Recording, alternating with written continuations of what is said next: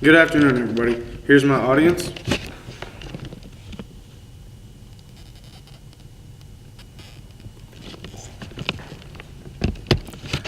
Today we'll be discussing families dealing with immigration and deportation. The previous immigration policies under the Obama administration in 2014 issued guidelines for deporting unauthorized immigrants.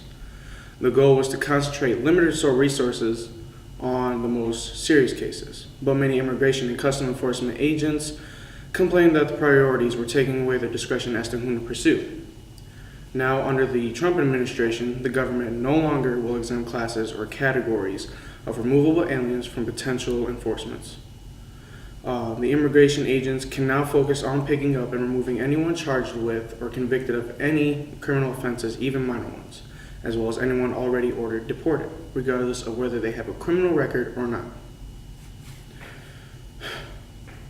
With that being said, since the first 100 days of President Donald Trump's election from January to May in 2017, over 41,000 immigrants have been detained. The negative effects of the current immigration policies are that for each undocumented illegal being detained and deported out of the United States costs over $10,070 per deportation. For every 11.3 million undocumented illegals, it costs exactly about $114 billion coming out of the United States taxpayers' pockets. Another negative effect of current immigration policies are families being torn apart. On Sunday, June 11, 2017, over 500 undocumented illegals were detained in the Metro Detroit area in the state of Michigan. With those 500 included was my dad. My story is that I'm a first-generation American. My parents immigrated from Iraq during the first Gulf War.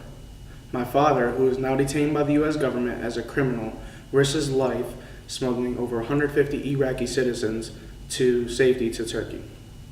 My father is not a threat to the United States. If anything, he's an ally. He was forced to leave behind a wife and 4 kids. Our family has been destroyed.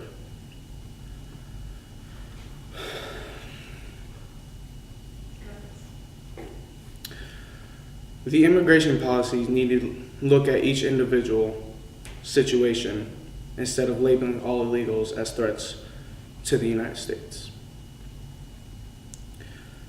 In closing, I have a few questions that I'd like you to think about.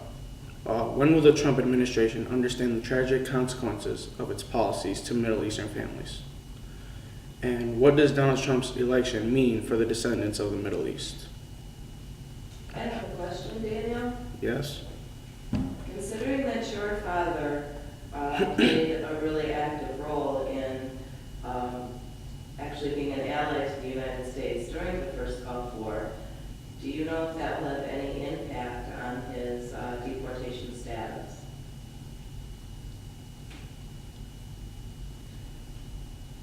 I honestly don't know. We hired an attorney. Thank you, and here's my audience.